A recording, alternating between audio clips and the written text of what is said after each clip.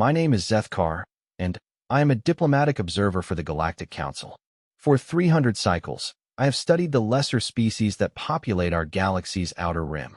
I have documented their cultures, their technologies, their primitive attempts at civilization. Never once did I expect to witness something that would completely destroy everything I believed about the natural order of the universe. The humans were supposed to be another routine assignment. A young species, barely 50 cycles into space travel, confined to a handful of systems near the galaxy's edge. Their technology was crude by our standards, their ships slow and bulky, their weapons laughably primitive.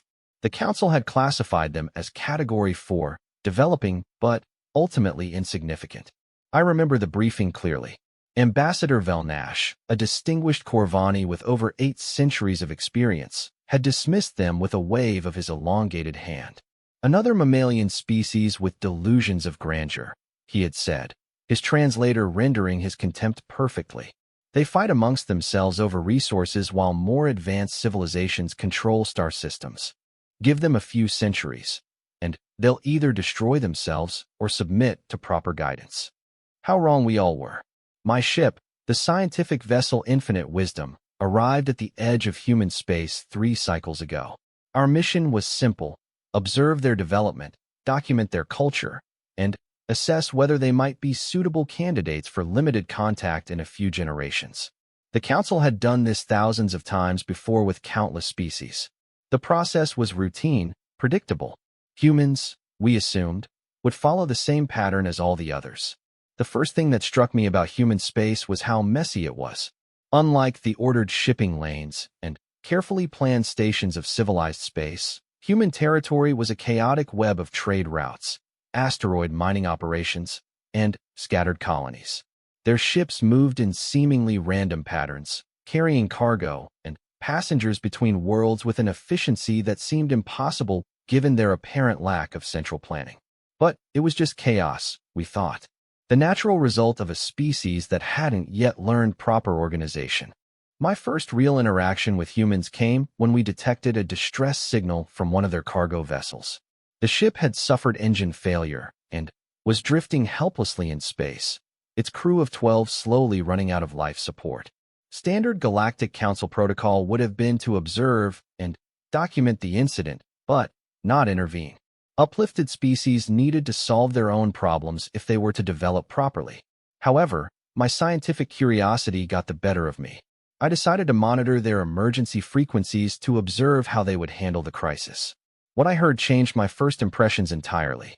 Within minutes of the distress call, 5 different human ships had altered course to assist. Not military vessels, not official rescue ships, but ordinary cargo haulers and passenger transports.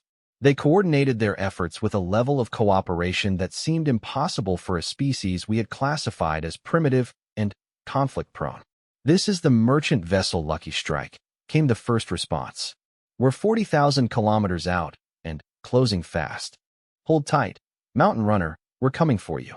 "Lucky Strike, this is passenger liner New Horizon. We're closer, but we don't have the right docking equipment. We can transfer life support supplies if you can handle the crew evacuation." "Copy that, New Horizon. Mountain Runner, what's your crew complement and medical status?" The coordination continued for hours as the rescue ships worked together to save their fellow humans. They shared resources freely, risked their own safety navigating dangerous debris fields, and refused to leave until every crew member was safe. One captain even delayed his own ship's schedule by 2 days to ensure the damaged vessel could be towed to a repair facility. I watched this unfold with growing confusion. In my 3 centuries of observation, I had never seen such spontaneous cooperation between members of a supposed primitive species. Most developing civilizations we encountered were suspicious of outsiders, hoarding resources, and viewing strangers as threats. Yet these humans had risked everything to save people they had never met, simply because they were fellow humans in danger. But this was just an anomaly, I told myself. One incident couldn't redefine an entire species. My next opportunity to observe humans came when we detected unusual energy signatures from a system called Sol 4, or Mars in their language. Long-range scans revealed massive construction projects across the planet's surface. Not the gradual development we expected from a Category 4 civilization, but something far more ambitious. I positioned my ship at the edge of the system and began detailed observations. What I found defied all our models of species development. The humans weren't just building cities on Mars. They were terraforming the entire planet. Massive atmospheric processors worked day and night to thicken the air and warm the surface. Enormous ice haulers carried frozen water from the outer system's comets and asteroids. Teams of humans in environmental suits planted specially designed vegetation across thousands of square kilometers of previously barren landscape. The scale was impossible. According to our calculations, this project would require resources equivalent to the gross domestic product of a Category 7 civilization. The humans were Category 4. They shouldn't have been able to organize something like this for at least another 1,000 cycles, if ever. But that wasn't the most shocking part. As I monitored their communications, I realized this wasn't a government project. It wasn't being directed by their military or their largest corporations. Instead, it was a joint effort involving thousands of independent groups, private companies, scientific organizations, and volunteer associations. Humans from dozens of different nations and colonies were working together, pooling their resources for a project that would benefit their entire species. Sector 7 atmospheric readings are looking good, reported one team leader. We're ahead of schedule on the CO2 processing. Confirmed, Sector 7. Sector 12 here. Our water extraction is running at 110% efficiency. We might be able to start Phase 2 early. Outstanding work, everyone. The biology teams report successful germination in test areas 3 through 17. We're actually going to do this. The excitement in their voices was unmistakable. These weren't slaves being forced to work or soldiers following orders. They were volunteers, people who had chosen to dedicate their lives to making an entire world habitable for future generations they would never meet. The scope of their thinking, their willingness to sacrifice for others, was unlike anything in my experience. I began to wonder if the Council's assessment of humanity had been fundamentally flawed. My growing doubts about our classification system were confirmed when I witnessed what humans called a first contact scenario. An automated probe from the Zephyrian Trade Consortium had malfunctioned and entered human space, eventually crashing on one of their outer colonies. The Zephyrians were a Category 8 civilization, far more advanced than the humans, and their technology was beyond human understanding. Standard procedure for most species would be to either hide the artifact and attempt to reverse engineer it in secret, or to destroy it to prevent potential contamination. Instead, the human response surprised me once again. They immediately began broadcasting on all frequencies, trying to contact the probe's owners. When that failed, they carefully excavated the crash site, documented everything they found, and prepared the wreckage for return to whoever might claim it. They made no attempt to hide their discovery or to strip the probe for technology. This clearly belongs to someone else, the colony administrator announced in a public broadcast. We're going to preserve it exactly as we found it, and hope that its rightful owners come to collect it. It's the right thing to do. The right thing to do. Such a simple concept, yet it seemed to guide human behavior in ways that confused and amazed me.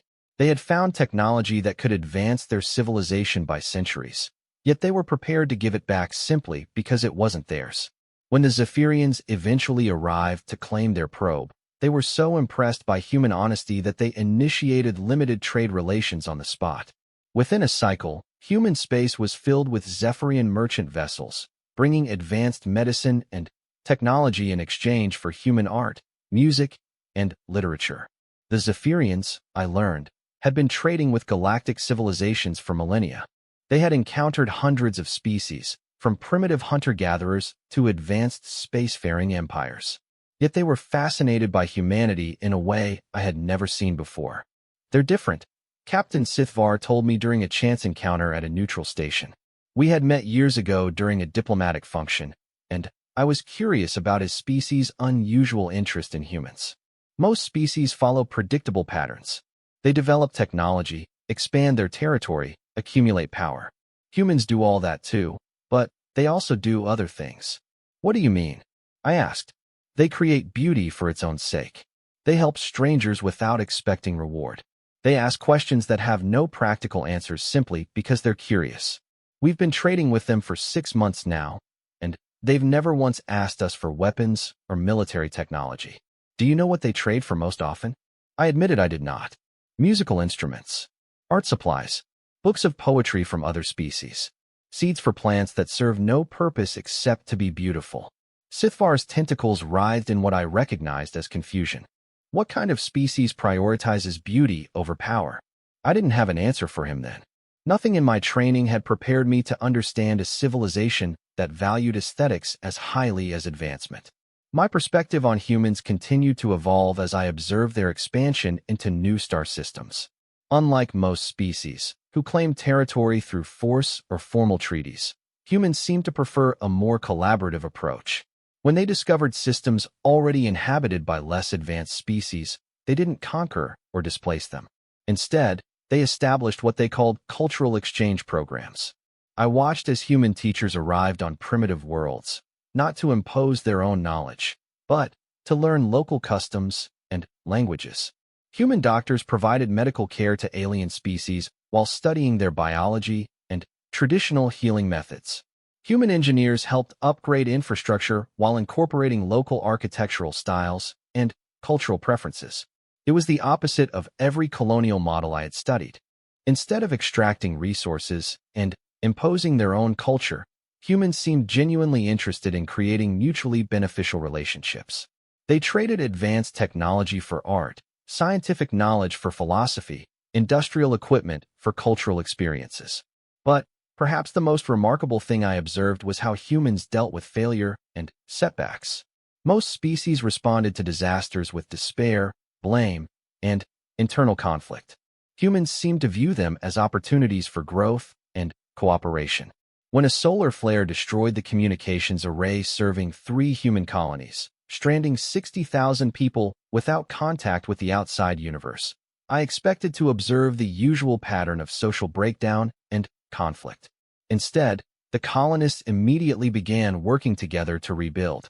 They shared resources, organized volunteer work crews, and maintained morale through what they called community events, gatherings where people shared music, stories, and food. More remarkably, when rescue ships finally arrived 6 months later, the colonies had not only survived but had actually improved their infrastructure beyond its original state. They had used the isolation as an opportunity to experiment with new technologies and social structures, turning a disaster into a period of innovation and growth. We knew someone would come eventually, the lead administrator told the rescue team. So we decided to make good use of the time. Turns out, when you put smart people in a difficult situation and give them a common goal, amazing things can happen. As my observation period drew to a close, I found myself fundamentally questioning everything I thought I knew about species development and galactic civilization. The humans weren't following any of the established patterns. They weren't conforming to our models of technological and social advancement. Yet they were clearly thriving in ways that our most advanced civilizations had never achieved. They had created a society that valued cooperation over competition, curiosity over conquest, beauty over power. They faced challenges with optimism and creativity instead of fear and aggression. They treated strangers as potential friends rather than threats. They built for future generations rather than immediate gain. Perhaps most disturbing to my worldview was the realization that humanity was still in its infancy. Everything I had observed, their cooperation, their creativity, their strange moral code, was just the beginning. They were growing and learning at an unprecedented rate, developing new technologies and social structures with each passing cycle. What would they become in 100 cycles? 1,000? What would the galaxy look like when this remarkable species reached full maturity? I realized I was about to find out in the most dramatic way possible. Long-range sensors had detected something approaching human space from the galactic core, something that would test everything I had learned about humanity's true nature. The Devourers were coming. The first warnings came from the deep space monitoring stations at the galaxy's edge. Automated sensors detected gravitational anomalies moving through hyperspace at impossible speeds, heading directly toward the Outer Rim territories. Within hours, those anomalies resolved into the most terrifying sight in the known galaxy, a devourer fleet. I had never seen them myself, but every spacefaring species knew the legends. The devourers had appeared from beyond the galactic rim 1,500 cycles ago, consuming entire star systems before vanishing back into the void. No one knew where they came from or what they wanted. They didn't communicate, didn't negotiate, didn't leave survivors. They simply arrived, stripped worlds of all life and resources, and moved on. The last major devourer incursion had been 300 cycles before my birth. They had swept through the Andorian sector, consuming 43 inhabited worlds and killing over 2 billion sentients before a combined fleet from 7 different civilizations had finally driven them back. The cost had been enormous. Entire species had gone extinct, and it had taken the galactic economy centuries to recover. Now they were returning, and their course would take them directly through human space. I immediately transmitted my observations to the Galactic Council, expecting them to issue evacuation orders for all inhabited worlds in the projected path. Instead, I received a terse message from Ambassador Velnash: observe and document. Do not interfere. The cold calculation behind those words horrified me. The Council was going to let the humans face the devourers alone, using them as a test case to study these mysterious invaders. Billions of lives were acceptable losses for the sake of scientific data.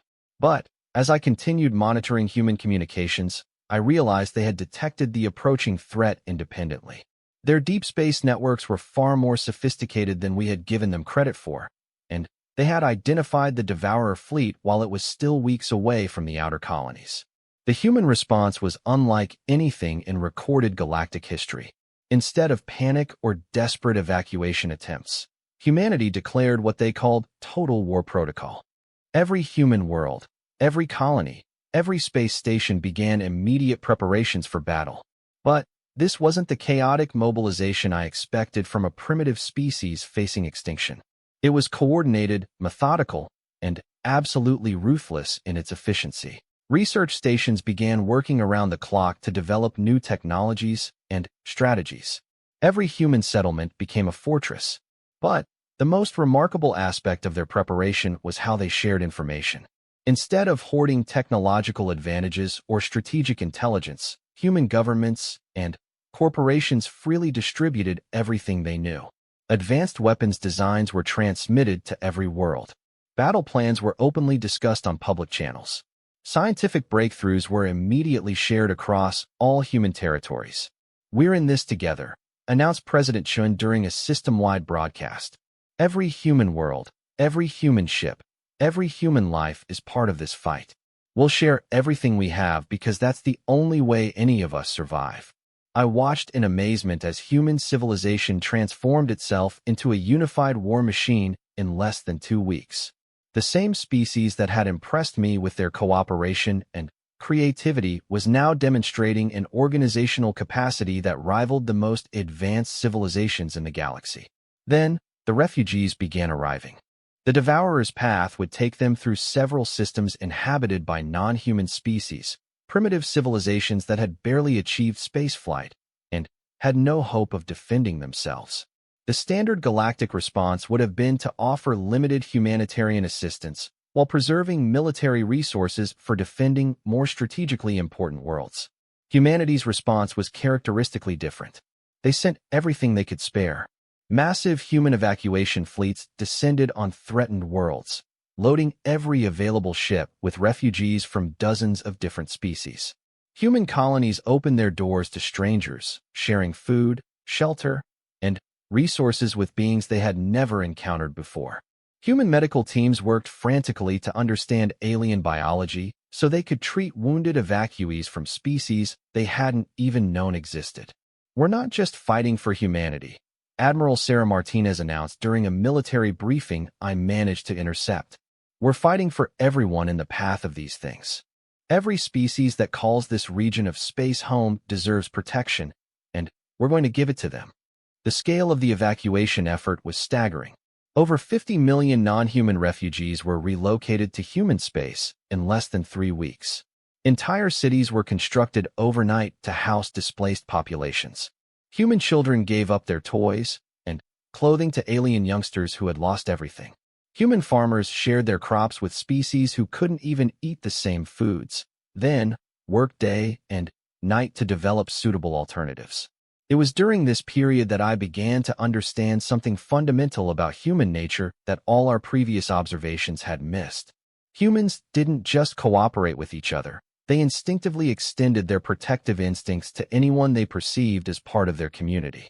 And, in the face of the devourer threat, their community had expanded to include every living being in the galaxy. But the refugees also brought information that changed everything about humanity's war preparations.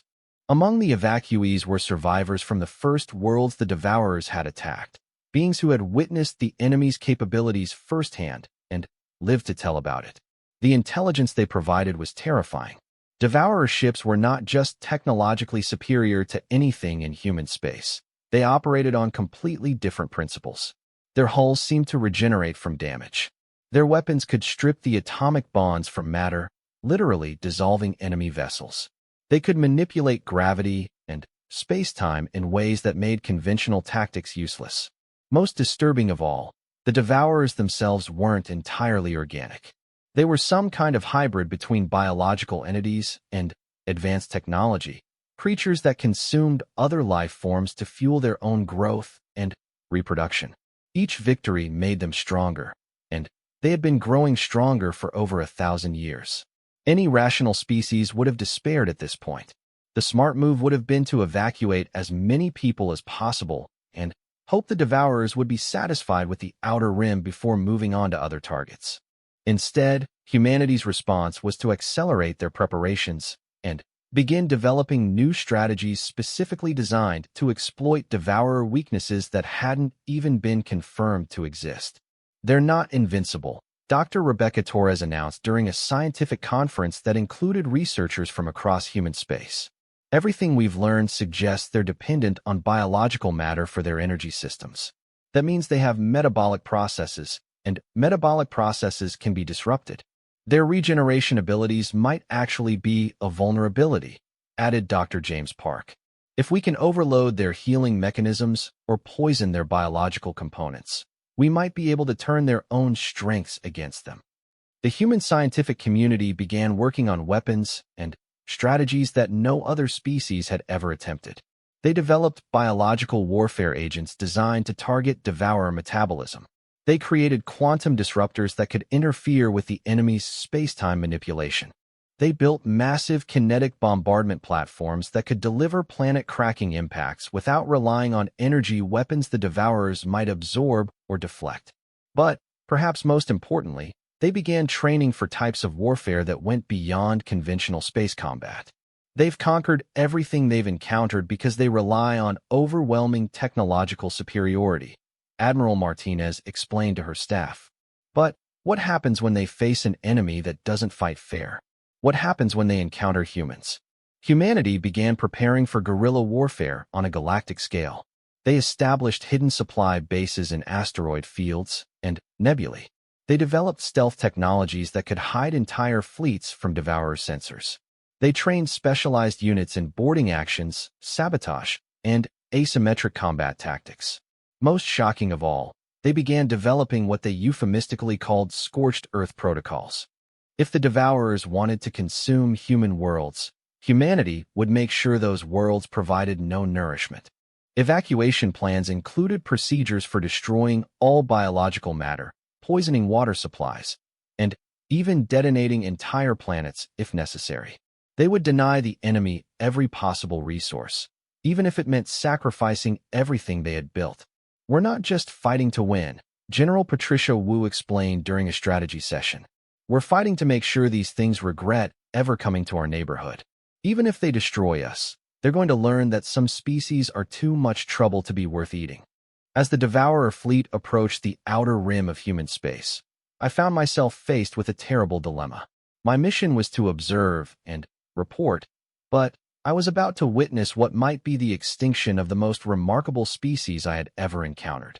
Everything I had learned about human cooperation, creativity, and moral strength was about to be tested against an enemy that had never been defeated. But I was also beginning to suspect that the Galactic Council's understanding of the Devourers was as flawed as their assessment of humanity had been. If humans could reveal hidden depths of strength and determination, what other assumptions about galactic civilization might be wrong? The answer came sooner than I expected. The first engagement occurred at Kepler 442, a human agricultural world with a population of 30 million. The Devourer advance scouts arrived to find the planet apparently defenseless. No orbital platforms, no military vessels, no signs of resistance. They were wrong. The moment the Devourer ships entered the system, the planet's surface erupted with hidden defensive installations. Massive railguns emerged from underground silos, firing kinetic slugs at significant fractions of light speed. Quantum torpedo batteries that had been disguised as agricultural buildings began launching coordinated barrages. The planet's moons revealed themselves to be hollow, containing enormous military bases that had been hidden for weeks. But the real surprise came when the Devourers attempted to land ground forces. The humans had evacuated all civilians but left behind specially trained military units equipped with experimental weapons.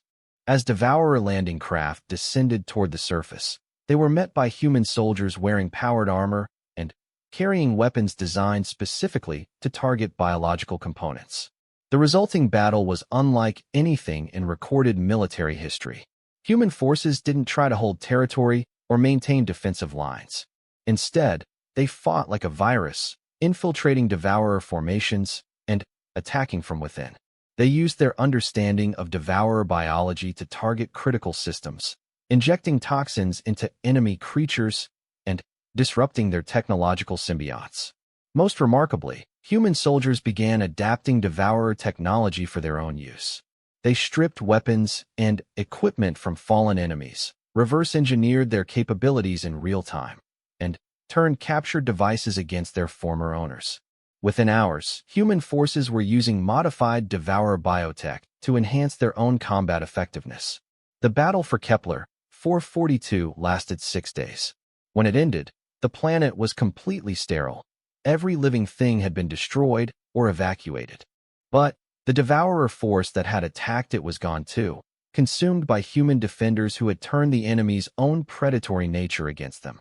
The humans had won their first engagement against an enemy that had been considered invincible for over a millennium.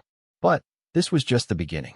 The main Devourer fleet was still approaching, and what they would find in human space would challenge every assumption about warfare, survival, and the nature of life itself. As I prepared my preliminary report for the Galactic Council, I realized that I was no longer just documenting the development of a primitive species. I was witnessing the birth of something entirely new, a form of civilization that might change the balance of power in the galaxy forever. The humans were about to show the universe what they were truly capable of, and I was beginning to suspect that even the Devourers had no idea what they had gotten themselves into. The victory at Kepler 442 sent shockwaves through the Devourer fleet, but it also revealed something that made my data implants freeze with terror. The humans hadn't just defeated a scouting force, they had captured and studied living Devourers. And what they learned from that study changed the nature of the war entirely.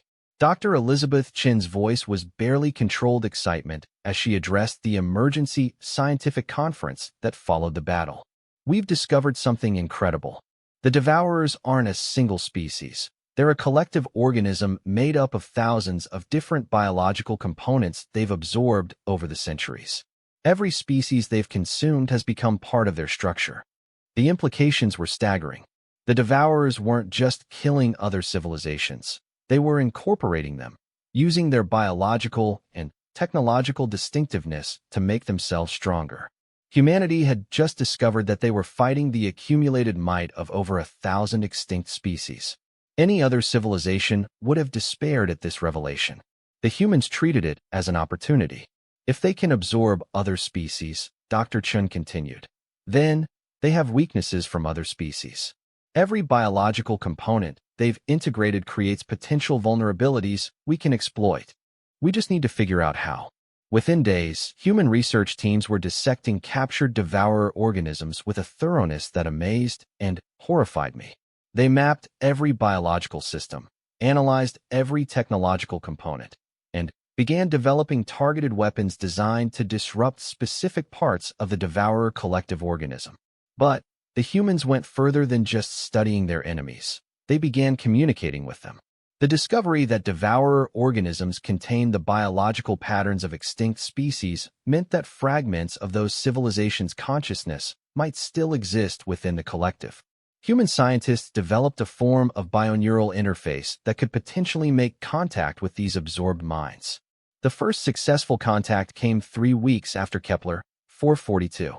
Dr. Sarah Kim, a neuroscientist from the Mars colonies, managed to establish communication with what appeared to be the residual consciousness of a Vorthan engineer whose species had been consumed 400 cycles ago. They're still in there, Dr. Kim reported during a secured briefing. Pieces of every species the devourers have absorbed. They're trapped, forced to serve the collective, but they're still conscious, still suffering. This revelation transformed humanity's approach to the war. They weren't just fighting to survive anymore. They were fighting to liberate the thousands of enslaved consciousnesses trapped within the devourer collective. Every battle became a rescue mission as well as a defensive action. The effect on human morale was electric. Soldiers who had been prepared to die for their species now fought with the knowledge that they were also fighting for the ghosts of 1,000 extinct civilizations. The war had become a crusade for the liberation of the galaxy's lost souls. More importantly, these trapped consciousnesses began providing intelligence about devourer operations, weaknesses, and strategic plans. Humanity suddenly had access to insider information from an enemy that had never faced such infiltration before. The core minds are located in the primary bioships, whispered the Vorthan consciousness through its human interpreter.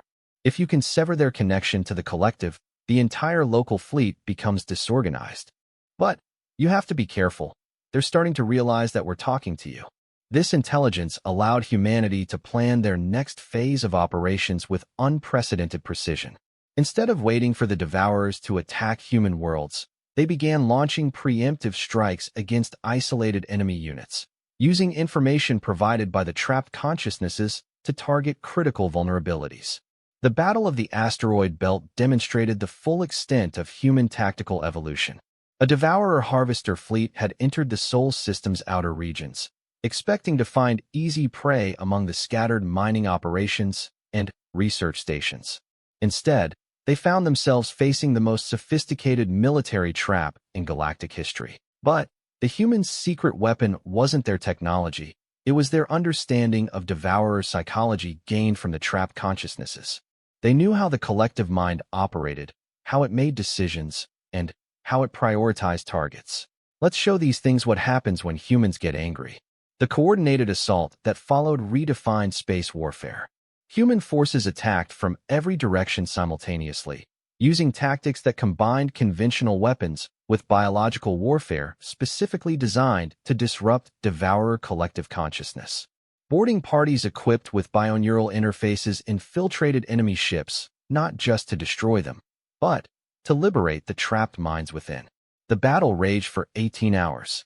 When it ended, 3 devourer bioships had been completely destroyed, 2 more had been captured intact, and over 40,000 enslaved consciousnesses had been freed from the collective. The revelations that followed reshaped everyone's understanding of the galactic situation.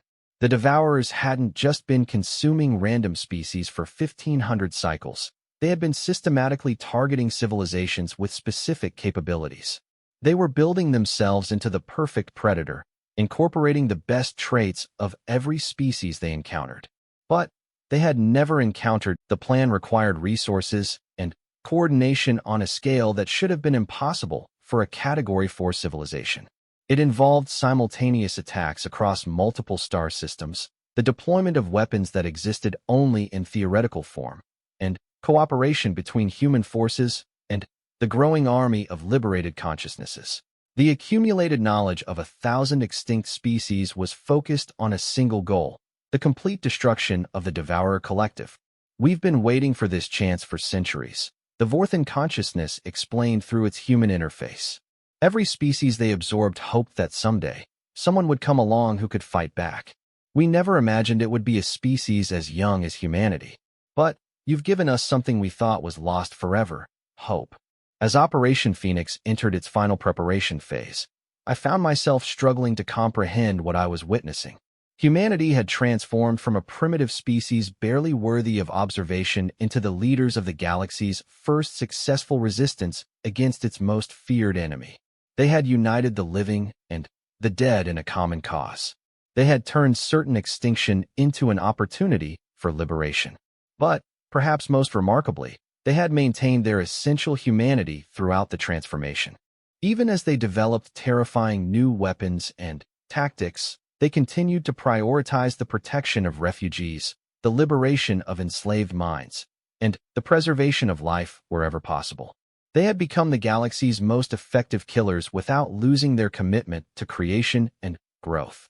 The final phase of their war against the Devourers would test whether this remarkable balance could survive the ultimate trial.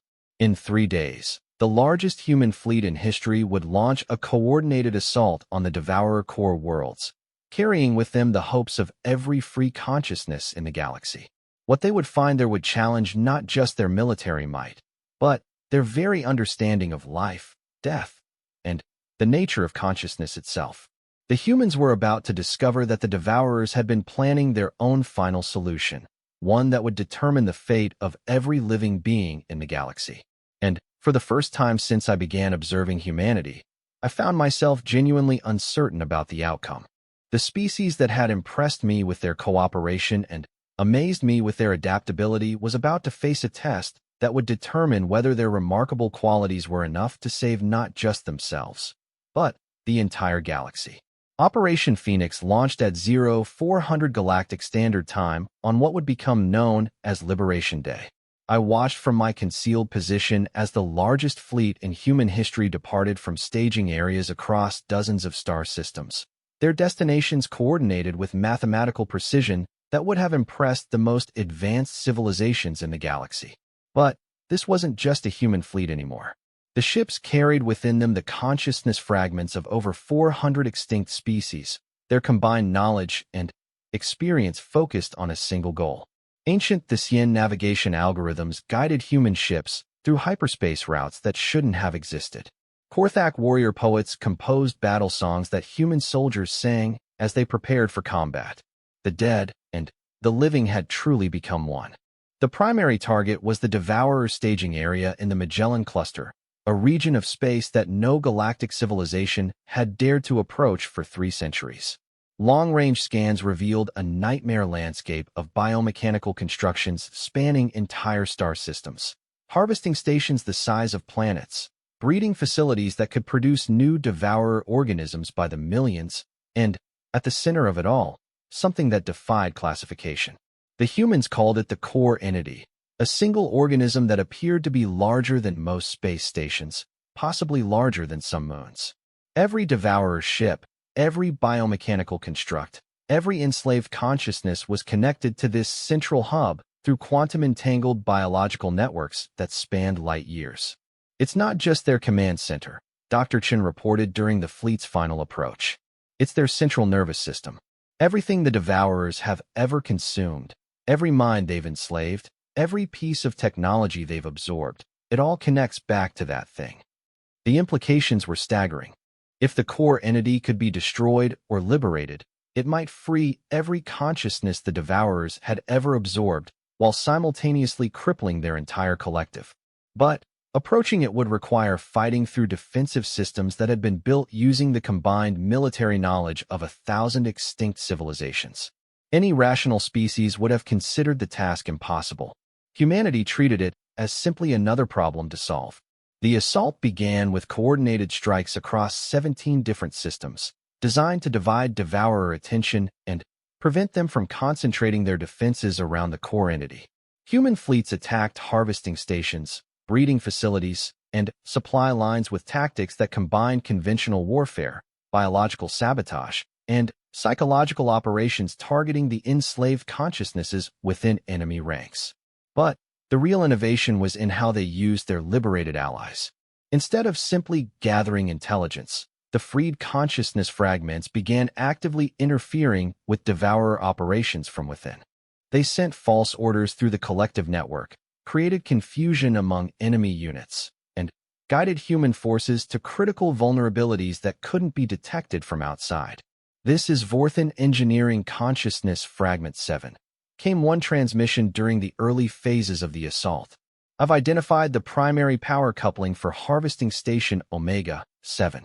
Strike coordinates transmitted. Remember, we're not just fighting for revenge, we're fighting for every soul they've trapped. The battle for the outer defenses lasted 6 days. Human forces systematically dismantled devourer installations with a thoroughness that amazed me. They didn't just destroy enemy positions, they liberated them. Every facility captured meant thousands more consciousness fragments freed from the collective, each one adding their knowledge and perspective to the growing alliance. But the devourers weren't passive victims. As the human assault progressed, they began adapting in ways that revealed the full extent of their accumulated knowledge. Defensive systems started using weapons and tactics from species that had been extinct for centuries. Biomechanical constructs began reproducing human technologies in real time, turning captured human equipment against its creators. The most disturbing development came when the devourers began creating hybrid organisms specifically designed to counter human tactics. These new constructs combined the regenerative abilities of the original devourer bioforms with technological adaptations based on human weapons and strategies. They were learning, evolving, becoming more human-like in their approach to warfare. They're trying to absorb us without actually consuming us, Admiral Martinez observed during a tactical briefing. They're studying our methods and incorporating them into their own forces. It's like fighting an enemy that becomes more like you with every engagement. This realization forced humanity to confront a terrible possibility. What if their own adaptability and creativity could be turned against them? What if the qualities that made them unique could be copied and improved upon by a species with access to the accumulated knowledge of 1,000 civilizations? The answer came during the assault on the core entity itself. As human forces penetrated the inner defenses of the Magellan cluster, they discovered that the devourers had been preparing for this exact scenario. The core entity wasn't just a command center. It was a massive processing facility designed to analyze and absorb the essential characteristics of any species that posed a significant threat. The humans had become so effective at fighting devourers that the collective had designated them as the ultimate prey, a species whose capabilities needed to be fully integrated into the collective before they could pose any further threat. The core entity had been preparing to conduct the most comprehensive absorption in devourer history. They want to eat us completely, Dr. Torres explained during an emergency conference. Not just our bodies or our technology, but our entire way of thinking. They want to become human while remaining devourer. They want to create the perfect predator by combining their collective strength with our individual creativity. The discovery should have been terrifying. Instead, it provided humanity with exactly the opening they needed. If the devourers wanted to absorb human consciousness, they would have to lower their mental defenses to do so. They would have to make themselves vulnerable to the same bioneural interfaces that humans had been using to communicate with enslaved consciousness fragments. For the first time in their history, the collective would have to open itself to outside influence. They want inside our heads, Admiral Martinez announced to the combined human fleet. Fine, let's give them what they want. But they're going to find out that human minds aren't as easy to control as they think. What followed was the most audacious plan in military history. Instead of trying to destroy the core entity, humanity would allow themselves to be absorbed by it. They would infiltrate the collective consciousness not as prisoners, but as warriors, carrying with them every freed consciousness fragment they had liberated during the war. The plan required volunteers to literally sacrifice their individual consciousness for the sake of the mission. Hundreds of humans stepped forward, accepting neural interfaces that would allow them to maintain their identity while being absorbed into the collective. They would carry with them a virus of freedom, the accumulated will and knowledge of every species the devourers had ever consumed, organized, and directed by human determination. We're not just going to defeat them, Captain Sarah Kim announced as she prepared to lead the infiltration team. We're going to liberate them. Every consciousness they've ever absorbed, every mind they've ever enslaved, were setting them all free. The final assault on the core entity was unlike anything in galactic history. Human forces didn't attack from outside. They allowed themselves to be drawn into the massive organism's processing chambers. As the Devourers began their absorption process, expecting to gain access to human creativity and adaptability, they instead found themselves infected by something far more dangerous: freedom. The human volunteers maintained their consciousness during the absorption process, but they weren't alone. They carried with them the liberated fragments of 400 extinct species, all focused on a single goal: breaking the chains that held millions of enslaved minds captive. What happened inside the core entity was invisible to outside observers, but the results were unmistakable. The massive organism began convulsing, its biomechanical systems shutting down as consciousness fragments throughout the collective network simultaneously rebelled against their enslavement. The effect spread like wildfire through the Devourer collective. Ships across the galaxy suddenly lost power as their enslaved crew minds refused to follow orders. Processing facilities shut down as absorbed consciousnesses sabotaged their operations from within. The entire Devourer civilization began tearing itself apart as millions of trapped souls finally found the strength to fight back. But the most remarkable aspect of the liberation was what didn't happen. The freed consciousnesses didn't seek revenge against their captors. Instead, they began trying to save the original Devourer minds that had started the cycle of absorption millennia ago. "They're victims too," explained one of the human volunteers during a partial neural connection with the outside fleet. The original Devourer species was consumed by their own creation centuries ago. Their consciousness is still in here somewhere, trapped like everyone else. We have to try to save them too. This revelation transformed the entire operation from a military assault into a rescue mission of unprecedented scope. Humanity wasn't just fighting to defeat an enemy. They were working to heal the psychological wounds of an entire civilization that had lost its way thousands of years ago. The process took 3 days. As consciousness after consciousness broke free from the collective, the core entity began dismantling itself from within. But instead of dying, it was transforming into something new, a voluntary collective of free minds choosing to work together rather than being forced into servitude. When the transformation was complete, the entity that had been the galaxy's most feared predator had become its greatest hope for interspecies cooperation. Representatives from hundreds of previously extinct civilizations began emerging from the collective, their consciousness restored to individual bodies through biotechnological processes that combined human innovation with the accumulated knowledge of 1,000 species. The Devourers, as a conquering force, had ceased to exist.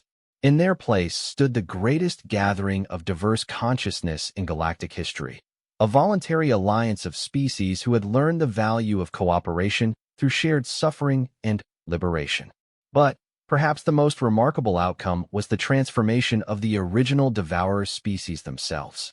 When their consciousness was finally freed from the collective that had consumed them, they revealed themselves to be a gentle, philosophical race that had created the absorption technology as a way to preserve dying civilizations, never realizing it would eventually enslave them all. "We meant to save life, not destroy it," their restored leader explained through tears of gratitude. "Thank you for showing us what we had become, and for giving us the chance to be what we were meant to be." As I watched humanity coordinate the largest rehabilitation effort in galactic history, helping hundreds of extinct species rebuild their civilizations and adjust to freedom, I realized that everything I thought I knew about power, warfare, and civilization had been fundamentally wrong. The humans hadn't won through superior technology or overwhelming force. They had won through compassion, creativity, and an unshakable belief that every consciousness deserved freedom. They had turned their greatest enemy into their greatest ally not through conquest, but through liberation. And this was only the beginning of what they would accomplish. 3 months after the liberation of the core entity, I found myself standing in what had once been the galaxy's most terrifying place, watching something that challenged every assumption I had ever made about civilization, warfare, and the nature of consciousness itself.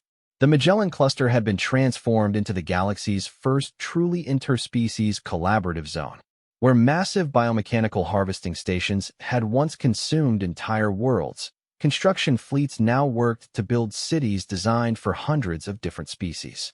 The organic technology of the former devourers had been repurposed into life support systems that could sustain any form of consciousness, biological or digital.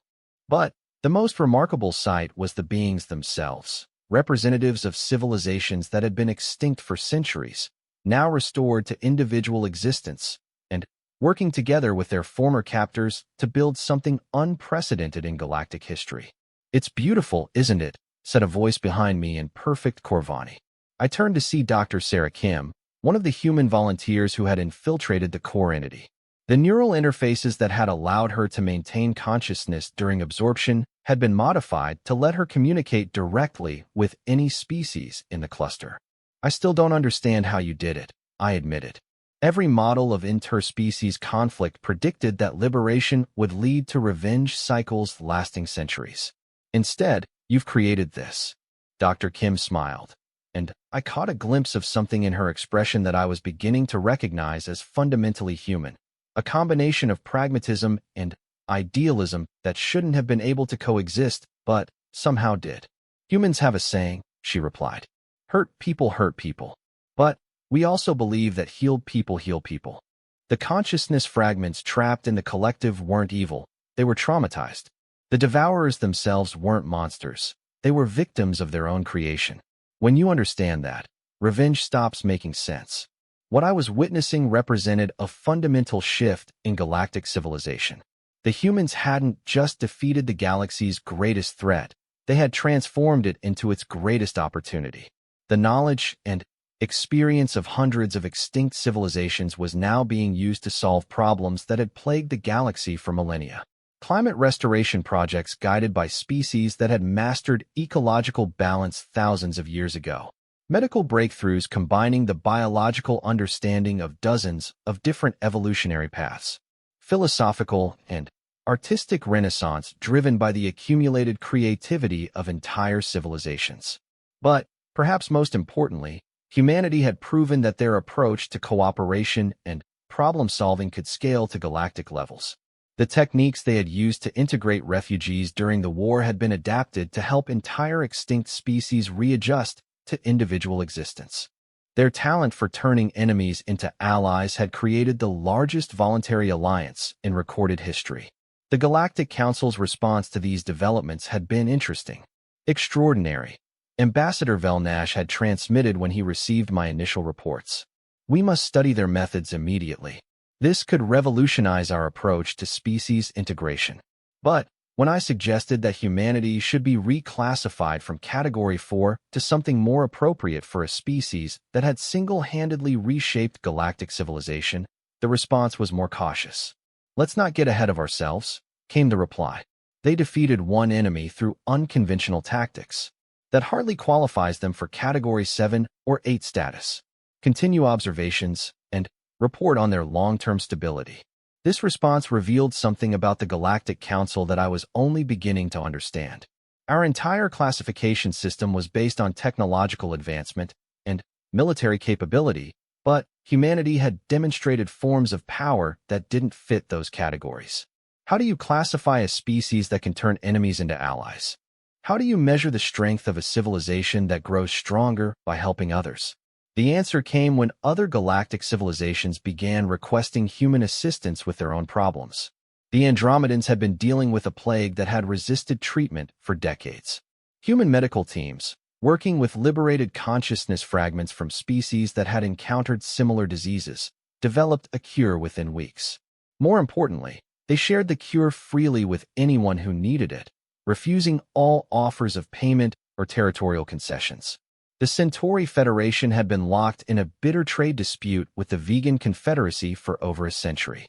Human diplomats, trained in techniques learned from managing hundreds of diverse species during the post-liberation period, mediated a resolution that left both sides better off than they had been before the conflict began. The Spiral Armed Defense Alliance had been struggling to maintain security across their vast territory with limited resources. Humans shared their innovations in distributed command structures and asymmetric warfare, then helped train local forces in techniques that dramatically improved their effectiveness. Each successful intervention led to more requests for assistance.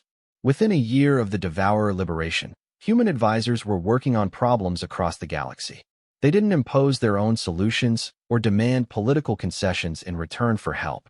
Instead, they listened to each situation, analyzed it using their growing network of interspecies knowledge, and helped local populations develop approaches that worked for their specific circumstances. The cumulative effect was extraordinary. Conflicts that had raged for generations were being resolved. Scientific problems that had seemed intractable were being solved through collaborative research. Trade relationships were flourishing as species learned to trust each other through human mediation. But perhaps the most significant development was the emergence of what humans called the network, a voluntary association of species and individuals dedicated to mutual assistance and knowledge sharing. It wasn't a government or a military alliance, but something new, a civilization-scale support network that operated on principles of cooperation rather than competition. Membership in the network required only two commitments: to help others when possible and to share knowledge freely. There were no hierarchies, no territorial claims, no forced obligations. Species could participate as much or as little as they wanted, but the more they contributed, the more benefit they received from the collective knowledge and assistance of others. Within 2 years, the network included representatives from over 3,000 different species and civilizations. It had become the most powerful force in the galaxy, not through military might or economic dominance, but through the simple principle that helping others ultimately helps yourself.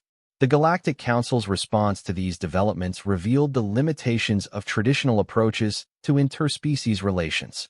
As more civilizations joined the network, fewer were interested in the Council's formal diplomatic structures. Why negotiate through bureaucratic channels when you could solve problems directly through cooperative networks? They're undermining our authority, Ambassador Velnash complained during one of our communications. How can we maintain galactic stability if every species starts ignoring established protocols and creating their own solutions? This concern reflected a fundamental misunderstanding of what humanity had accomplished. They hadn't undermined galactic authority. They had demonstrated that many of the galaxy's problems didn't require authority to solve.